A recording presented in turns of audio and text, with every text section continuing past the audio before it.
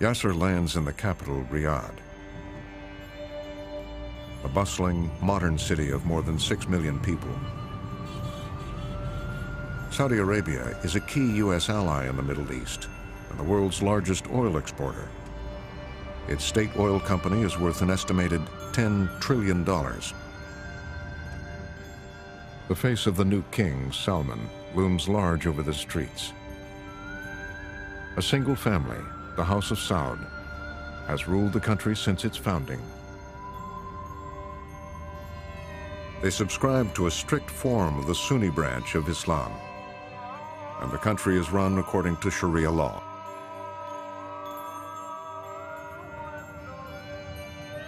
The royal family and their inner circle are among the wealthiest people in the world.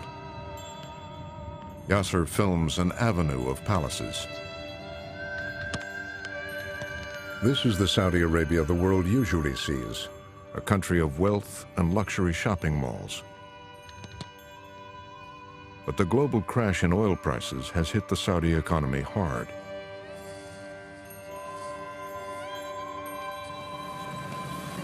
سخرك الله الحاصل في 3 عيال وهذه بنتي ايش نعمل وما يقر البيت ما خرج.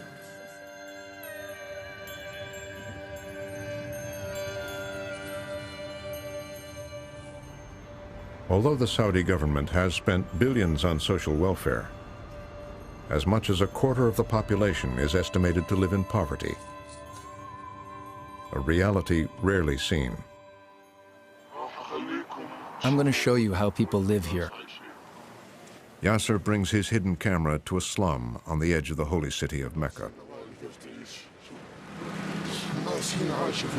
People are living in real misery here.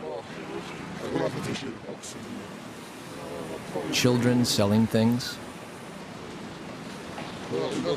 Oh my God. Look, it's a dump. Look at the sewage.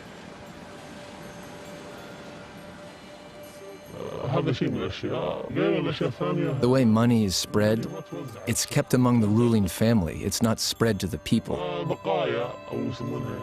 Only what's left, the crumbs, are spread to the people. So there's great inequality between the classes.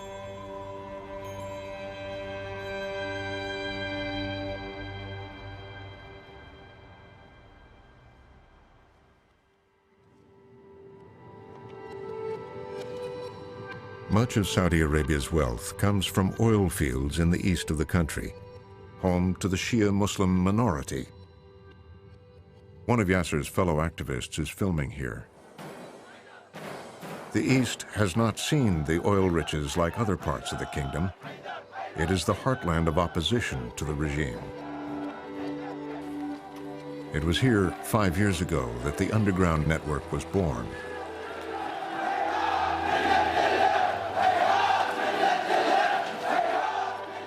As the Arab Spring sparked revolutions in countries across the Middle East, protests erupted in the regional capital, Qatif.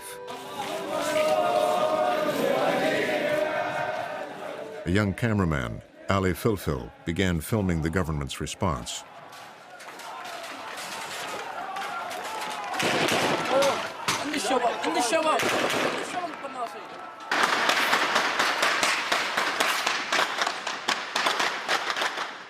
The Shia were protesting discrimination by the Sunni majority and demanding recognition of their rights. Some of the protesters were armed and violent. The government saw them as a threat to national security.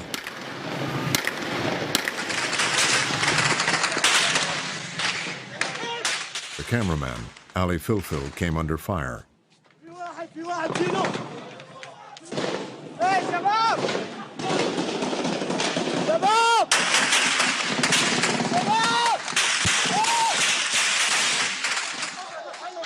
Ali Filfil was shot in the chest.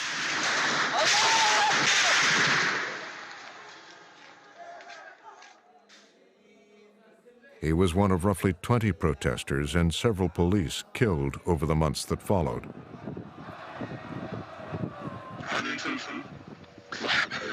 Phil was just trying to get the message out.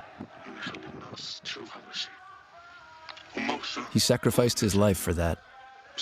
His death was the spark that lit the fire.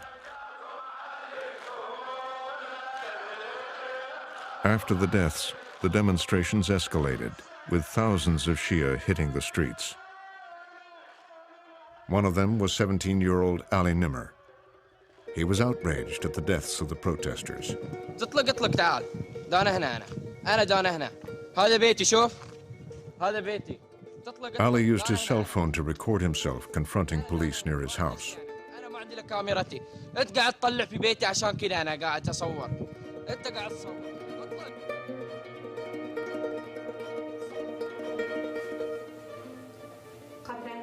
علي النمر شاب عربي. Ali is an Arab boy, like any other Arab boy.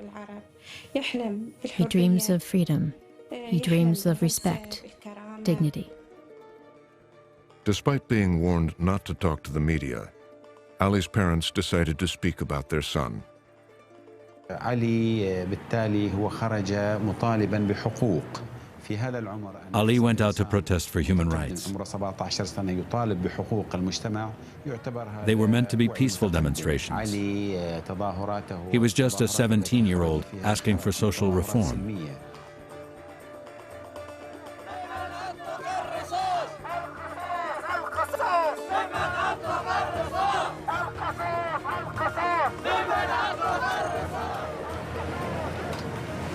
But Ali wasn't just an ordinary protester. He was the nephew of Sheikh Nimr al-Nimr, widely seen as the spiritual leader of the Shia uprising. نحن على امتداد 100 عام نعيش ظلم وجور وخوف وترهيب لا نخاف الموت ونعشق الشهادة. For the Saudi government, Sheikh Nimr was a dangerous revolutionary with ties to their archenemy, Iran. Inciting his Shia followers at demonstrations. My brother Sheikh Nimr became an icon. That's the reality.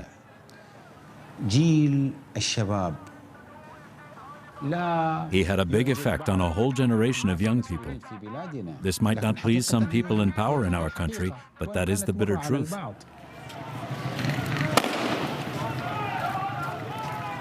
Sheikh Nimr tapped into resentment among the youth in the east of Saudi Arabia. But now, protests began to spring up across the country as discontented Sunnis also took to the streets. For activists like Yasser, who is Sunni, it felt like the moment they had been waiting for. We all really felt that the time had come when we'd be done with the tyranny that has ruled for decades. We felt victory was within our grasp.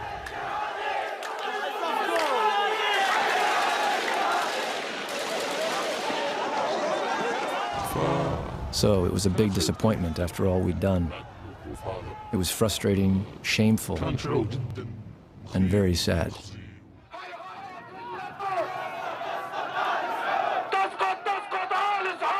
In 2012, the Saudi authorities cracked down hard, rounding up protesters. Sheikh Nimr was arrested and charged with treason. So was his nephew, Ali. Ali called from Riyadh prison,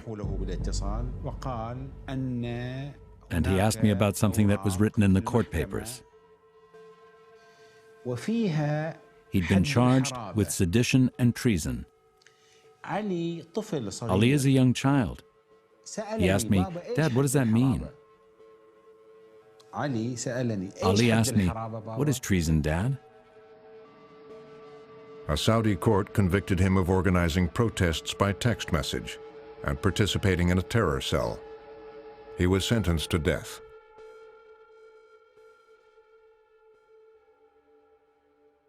His family says he was tortured into confessing.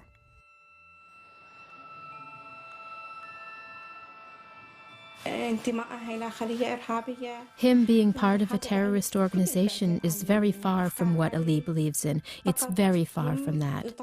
They are only asking for reform. يعني كان الحكم يشكل يعني صدمة بالنسبة إلي. The sentence really shocked me. I didn't expect the judge would dare sentence a young boy in that way.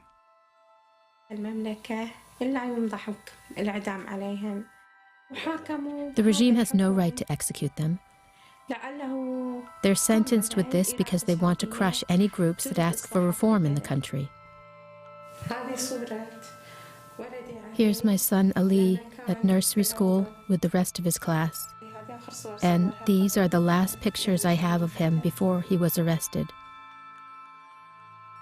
Saudi officials publicly defended the arrests and said Ali's uncle, Sheikh Nimr, was inciting terror and attempting to overthrow the government. Our response is that he's a terrorist. He is as much a religious scholar as Osama bin Laden was. He was implicated in inciting people, recruiting people, providing weapons and munitions for people, and he was involved in attacks against security people. Ali was used as an instrument of pressure when it comes to Sheikh Nimr's case. Even if these charges were proved against Ali, they don't deserve an execution. This is, of course, to put pressure on his uncle, Sheikh Nimr. Ali joined 3 other teenage protesters on death row.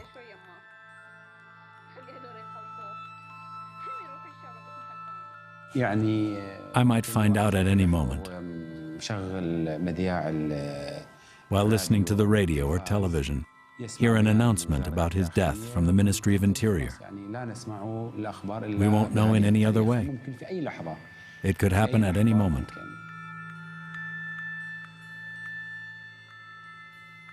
The popular uprising that Ali had been part of was stopped by late 2012.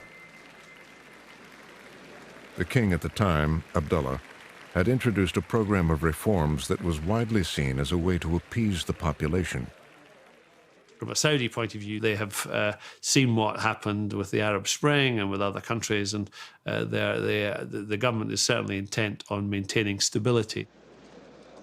My analysis of why the Saudi government didn't fall is they're a lot more responsive to their people than Mubarak regime ever was, or Gaddafi or Assad. They don't have a traditional democratic system, and they're not very tolerant of dissent, but they do listen. They listen and they respond. King Abdullah introduced welfare handouts of more than $100 billion, some social reform, and employment opportunities for the poor. At the same time, the regime stepped up its use of strict Sharia law to control the population.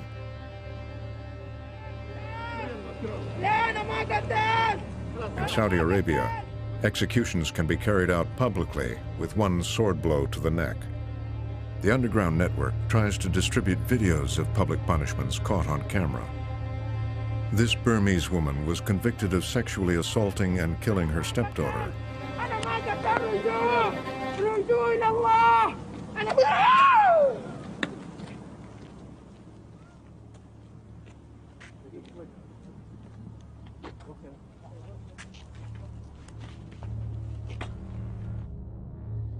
Headless bodies are sometimes put on display as a warning.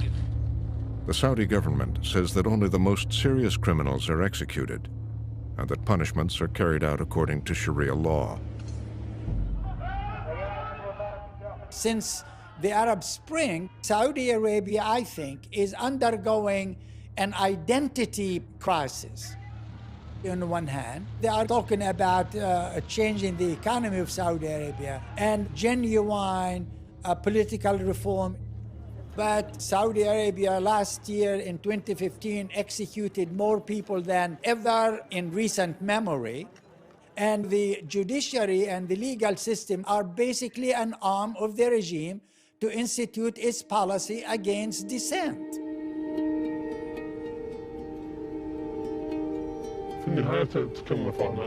The regime basically shuts down the opposition. It imprisons them, It attacks them. I don't think this is Islam. All the people are angry, but the problem is they can't speak. Everyone is scared of being imprisoned. When activists campaign publicly for change in Saudi Arabia, they risk arrest as heretics or terrorists. وهناك طبعا شخصيات من اهلي يقولوا احنا ما عندنا اي مشكله، احنا ندعم الحمله عبر مواقع التواصل الاجتماعي، ولكن احنا ما نستطيع احنا نتنبأ برد فعل الشرطه. Saudita Svelata, who worked for the Ministry of Health, began to post video messages pushing for reform. She has now left Saudi Arabia. In Saudi Arabia, criticizing the government, criticizing religious people, are considered as acts of terror. And people are reporting on each other, targeting their fellow citizens. So everyone becomes, more religious than ever. Everybody becomes more pro-government than ever. So we're going into a fascist society.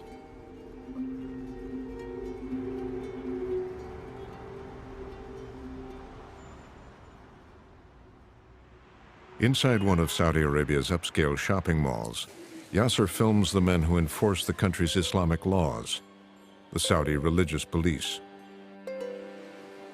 Dressed in traditional Islamic clothing, they patrol the streets and shopping malls. Their official title is the Committee for the Promotion of Virtue and the Prevention of Vice. Activists have been filming and sharing videos to expose their practices and to show ordinary Saudis standing up to them.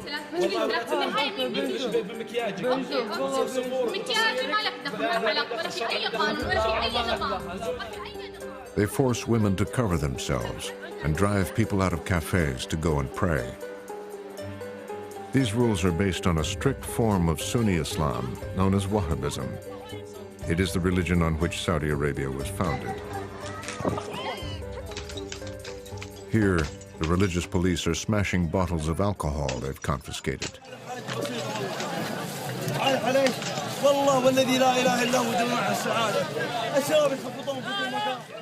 The religious police break up groups of young people playing music in public. But Yasser films his friends heading to a park to play the lute.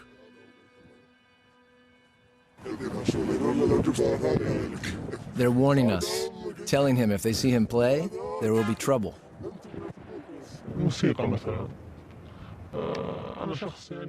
For me, music is my passion. It's a dream for me to play. But to them, it's immoral. It's a vice. It's a disgrace. It doesn't just come from the regime, but now others have started to believe this too. In recent years, the Saudi government has made efforts to rein in the religious police, but they still have wide authority and act with autonomy. Yasser and his friends have been here for less than 5 minutes when the religious police show up.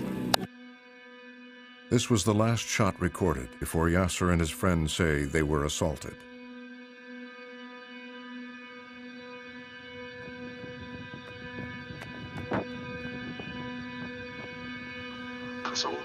They broke my finger today. They even smashed the lute.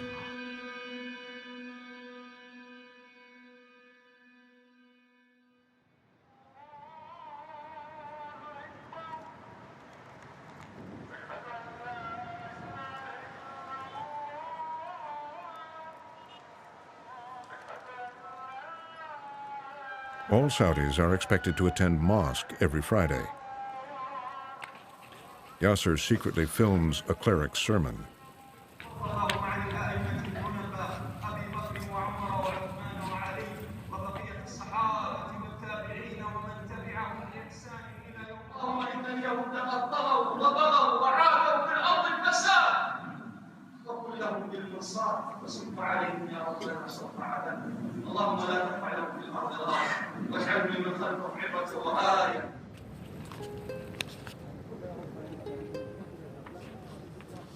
The state Wahhabi ideology is taught to Saudi children from an early age.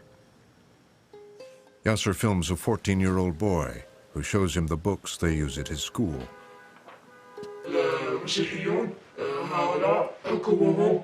مقاتلتهم حتى ينتهوا. طبعا هؤلاء سينحرون. بالتالي المدرس مستحيل. Saudi Arabia says it has made progress reforming its textbooks, removing the worst examples of prejudice. But opposition activists, especially those from the Shia community, see religious education as another way the regime controls the population. The Saudi education system has been intended as an insurance policy, as a security measure to protect the ruling family and to mislead millions of students into hatred of other religions, other cultures, and toward the Saudi ruling family. طبعا ناخذ عن الشيعة انهم رافضة ومقاتلتهم وابعادهم عن دين الايمان ولانهم كفار ونقاتلهم حيث امرنا الدين الاسلامي. ودليل ثاني وقاتل اليهود عزير الله وقاتل النصارى وقاتل اليهود عزير الله. Despite promises of reform, the Saudi rulers have also tied themselves to the powerful conservative clerics who are supported by much of the population.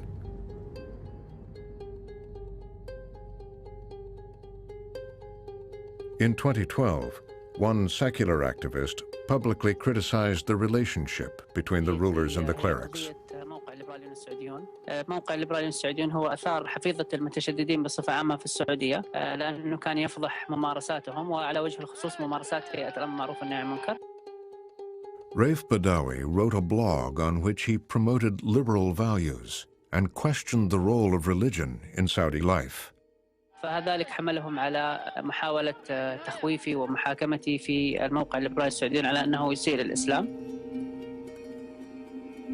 Badawi, a father of 3 young children, was arrested in 2012 and sentenced to 10 years in prison and 1,000 lashes for insulting Islam. This is the square where they flogged the brother, Raif Badawi. Yasser films the square in the city of Jeddah where Raif was lashed in public in January 2015. The lashing was secretly filmed by an activist.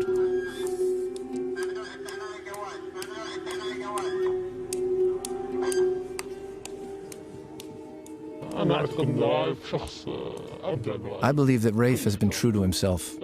I have a lot of respect for him. He didn't carry arms, he didn't kill anyone, he didn't blow anything up. All he did was express an opinion.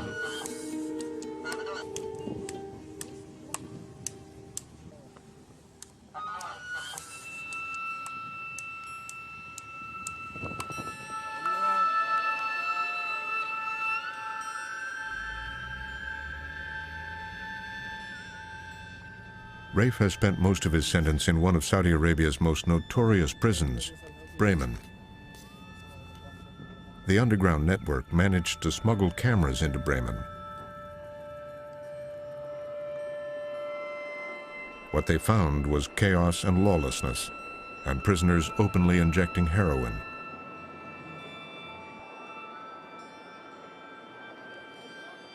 Here, a prisoner is abused by his fellow inmates.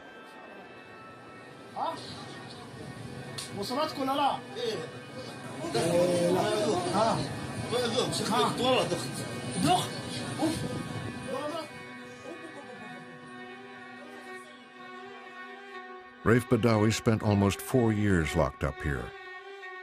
His lawyer and dozens of other activists are also serving long jail sentences.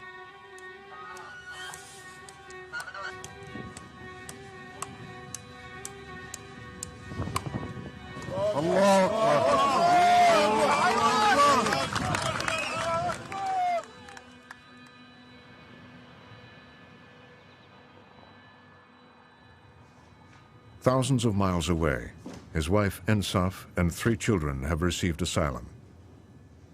They escaped Saudi Arabia after receiving death threats. They haven't seen their father for 4 years. أنت بتعرف وينه بابا؟ وين؟ بالسجن؟ بالسجن ليش؟ ليش ما أعرف. شو عمل؟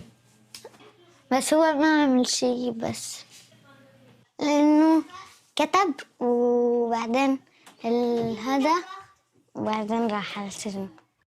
بقول يا ريت إنه أرجع وأقول له إنه ما يكتب هذا. امتى؟ وانت كم عمرك؟ ابعد كم سنة؟ بس أنا نفسي إنه يجي اليوم. وفكرك امتى رح تشوفه؟ ما أعرف. The family says they have only received rare phone calls from Raif since he's been imprisoned. Ensaf runs a campaign for her husband's release and is trying to keep her children's spirits up. مش الرسم. يلا أبغى أسمع مريم مش حتعمل لما بابا يجي. هركض حق بابا. حاولكم كمان انتوا الاثنين وحاورجي البيت. بعدين حنروح على السينما. بعدين حناكل في المستوى شي. بعدين حتمغي انتي وبابا كمان. أوه. بس الحين ما هو قاعد يدق يعني. والله. صح إني أنا برا السجن بس كأني. Although he's in jail, it's as if we're all serving the sentence. لما يكون أغلى شيء. The most precious thing in our life is not with us. It's been 4 years since the children have seen their father. It's very difficult. بس إنه. It's so hard, but we have to carry on. Ensaf says she's counting on Raif's case being reviewed by the Saudi courts. Honestly, I am always hopeful. This Christmas, I hope he'll be with us, but I just don't know. I've never received any good news from Saudi Arabia.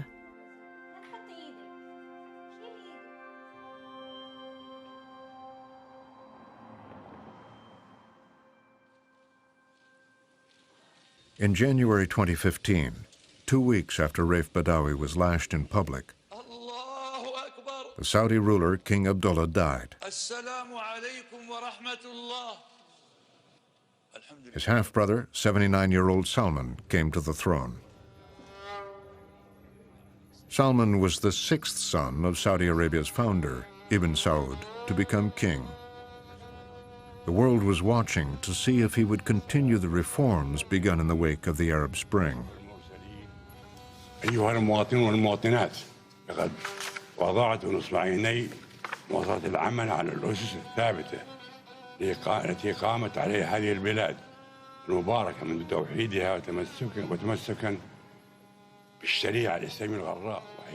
King Salman is probably the last of the sons of Al Saud to be king.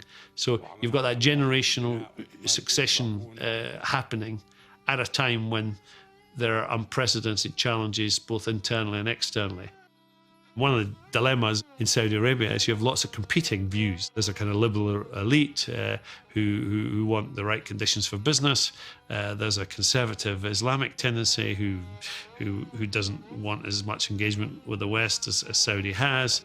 There are women who want more rights. There are conservative women who don't. So it's part of a very complex situation in Saudi Arabia, but it's not standing still. Saudi Arabia isn't standing still. The argument is about the pace of change.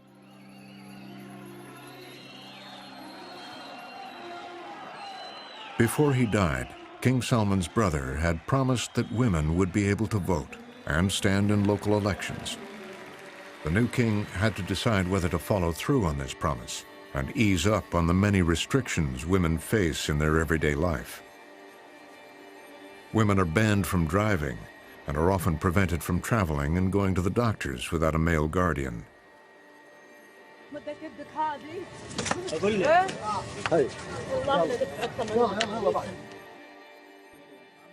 Activists have been sharing videos like this of public violence against women to raise awareness about the issue.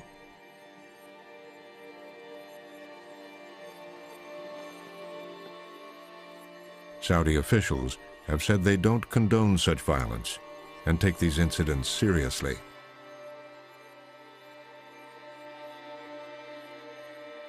Violence is a symptom of the position of women in a society because it reflects how people view the roles of women. This is a tribal society and it's been kept this way. The philosophy of the government is to keep the control of the man. or the power of the father, basically. So violence is used as a disciplinary way or a controlling way. There have been recent legal advances in protecting the rights of women, but violence still occurs.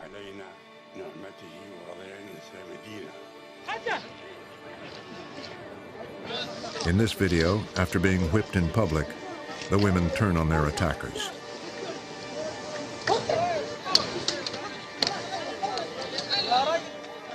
Increasingly, women are fighting back. Regine Hathlul is one of Saudi Arabia's most prominent women activists. She has been campaigning to overturn the ban against women driving. In late 2014, she uploaded a video of herself trying to drive into Saudi Arabia from the neighboring United Arab Emirates. أهلين معكم لجين الهذلول. أنا الآن في طريق الغويفات بحاول أقطع الحدود السعودية من هناك ونشوف وش يصير. Moments after this was filmed, Lujane was arrested. Her case was referred to a terrorism court, and she was imprisoned for 73 days without trial before being released.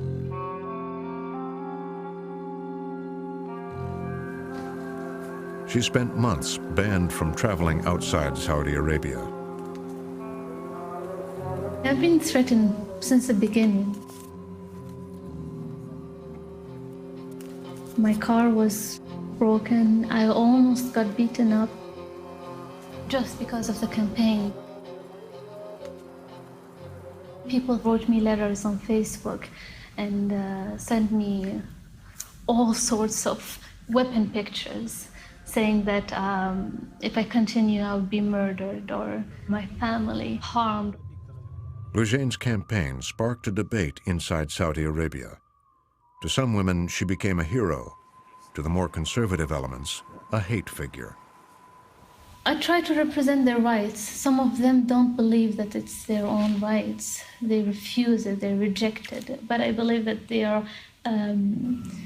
imprisoned in their own old raising, their old mindset, or they just fear freedom.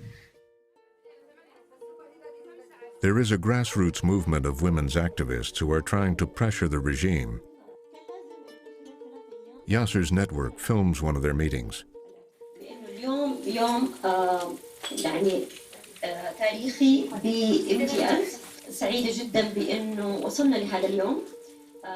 They were discussing King Salman's decision to deliver on his predecessor's promise. Women would now be allowed to take part in upcoming local elections. واللي كانت من بينها المطالبة بالمشاركة في الانتخابات البلدية.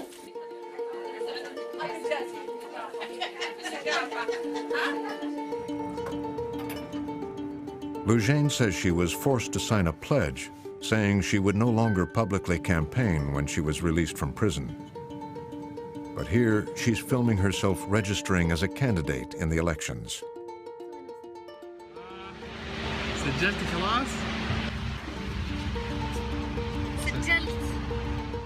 It's a chance for women to feel the power they can have in making some changes. I know there are minor changes, but it's good to learn about democracy in voting and all this, to be represented next to men equally, to give them that push forward that you actually count. Act, you have the chance to act now, do it. As a high-profile activist, entering the election brings added risks for Lujane. My family supports me. They support the ideas. They support everything, pretty much everything I do. But the jail experience was very harsh on them. I try to respect that. But also I try to respect the fact that I need, and we need actually, to keep on asking and acting and push the envelope to actually make some changes. It's scary. I'm not saying it's not scary, but I'm continuing. I am not stopping. I'm stepping, shaking while stepping, yes, but I'm not giving up.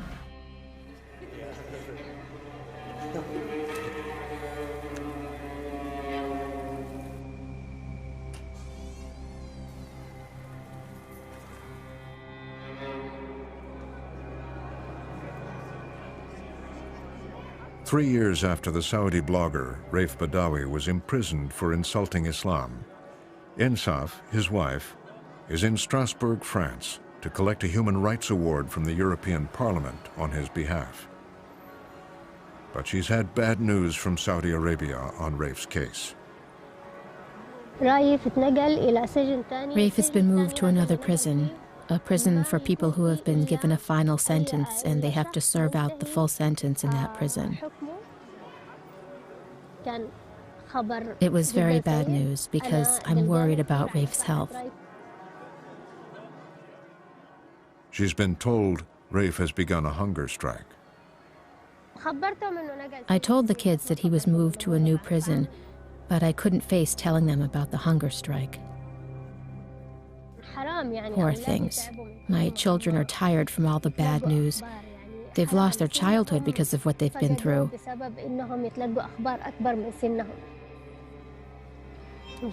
at least I have the kids. They give me strength to carry on. But Raif has no one. He's been taken away from his children. The sentence against him is so cruel and unjust.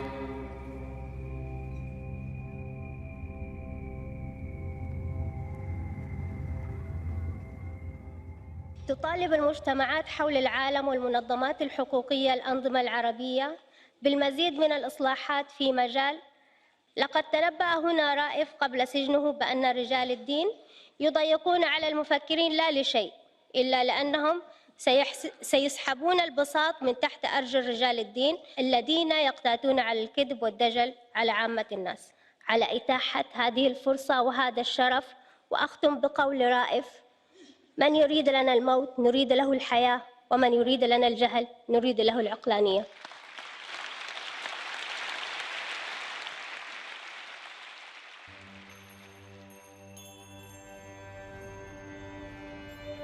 Saudi officials would not answer questions or agree to an interview.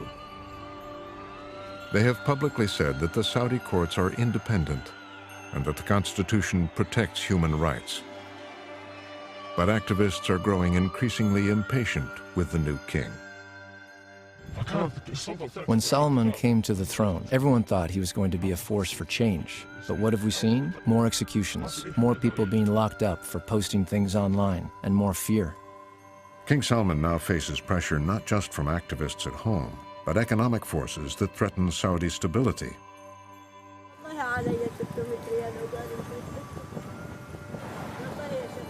The crash in the price of oil has caused the monarchy to cut subsidies and public spending.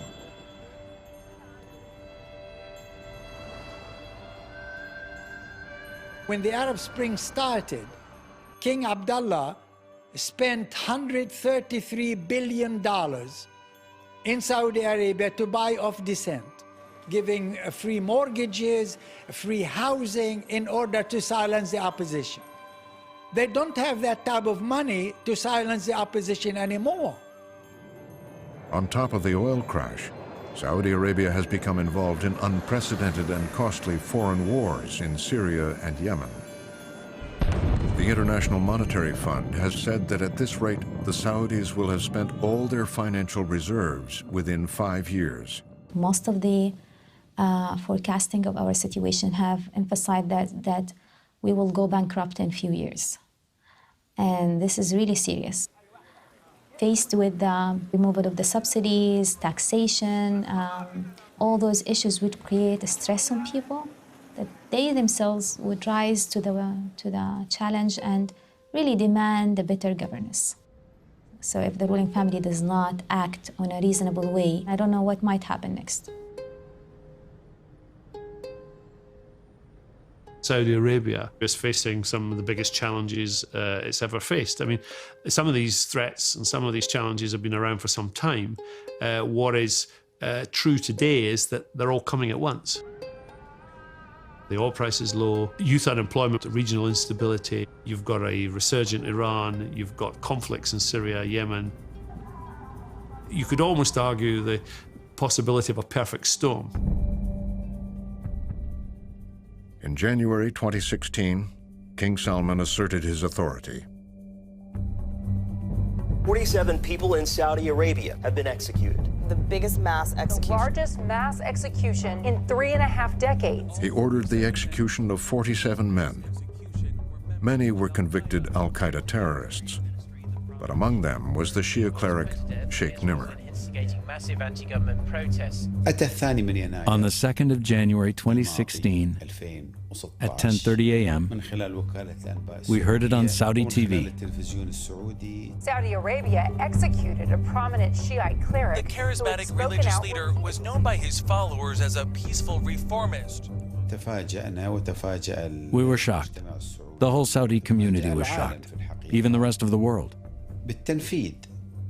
It's known that the king himself sanctioned this personally. Saudi Arabia's execution of Nimr al-Nimr has inflamed a centuries-old conflict between... The executions caused alarm about the consequences for the region. Crisis unfold in the Middle East. The ripple effect of tensions between Iran and Saudi Arabia. The US says it's worried the execution of Nimr al-Nimr will exacerbate religious tensions. Iran used their state-run news to condemn Nimr's death. From a Saudi point of view, they saw him as someone who incited violence. They are saving the whole world from terrorism. I think it's probably fair to say that Sheikh Nimr al-Nimr was not a terrorist, but he had advocated what the Saudis would regard as extreme positions. Protests are spreading around the globe.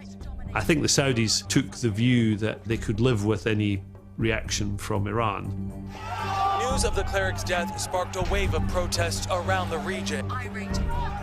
Iran saw it as a provocation and an overtly hostile act toward Shia Muslims. In neighboring Bahrain, protests turned violent as police... For Saudi dissidents, it was a sign that the regime would continue its suppression of opposition. The European Union warned Nimr's death could have dangerous consequences. The execution of Sheikh Nimr, this is going to change things in terms of how people perceive the government and perceive politics. Saudi officials defended them as an objective and legal way to ensure justice. The fact that the state cannot tolerate peaceful opposition, I think this execution made Sheikh Nimr al-Nimr into an icon, into a martyr.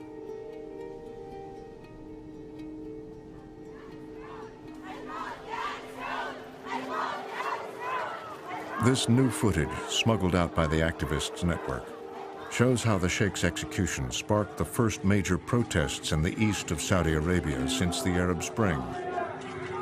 The Sheikh's son told us that his father's execution will only incite more opposition to the regime. It was a big shock for me. Basically, I couldn't believe that the Saudi government would do that, even though he knew, and he said that many times. I remember one time he said that our blood is a cheap price for our values.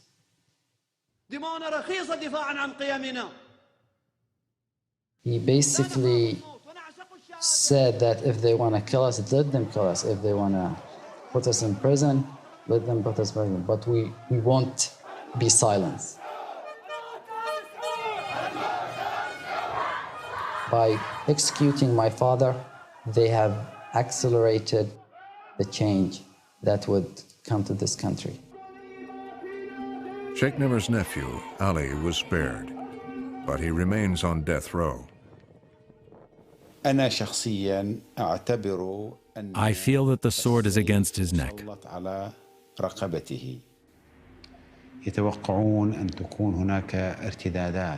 They say there will be repercussions. They expect that there will be chaos in the streets.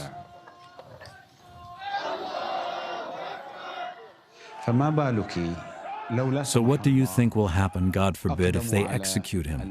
The situation might become something bigger than just protests.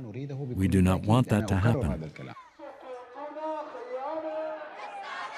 I mean, the execution of Sheikh Nimr is a signal that the Saudis were sending not to the Shia only, but to all dissidents, secular and Islamic. They will not tolerate any dissent because they are viscerally opposed to sharing power. The executions have had an effect on Yasser and his fellow activists. After 6 months, he says that it is too dangerous to keep filming for us. I can't continue. All my friends have been arrested, and if they find my camera, they'll say I'm a terrorist. People aren't happy at all. We now know the true face of the king. As for Loujain Hathlul, although 21 women were elected in 2015, she says she was barred from participating in the elections. I'm a troublemaker for them. That's why they don't really want me. Or actually, I think it's the case of me being a very vocal person about human rights or women's rights.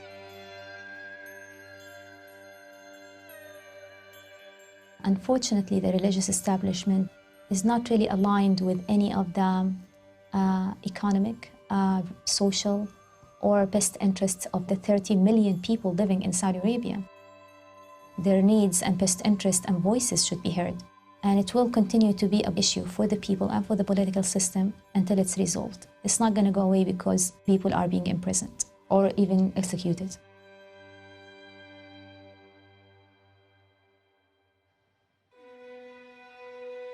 Last month, Saudi security forces returned to the Shia city of Qatif in pursuit of a terror suspect. Armed clashes resumed.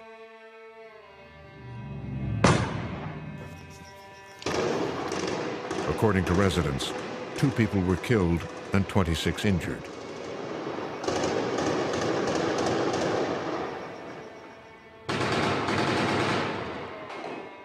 Despite the risks, Yasser and the underground network are continuing to try to expose what's going on in Saudi Arabia.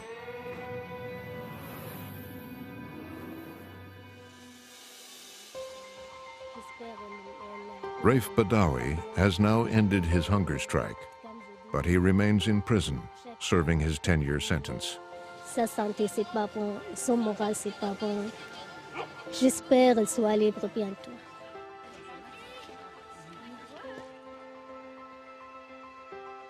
Ensaf says she hasn't heard from him since the mass execution. The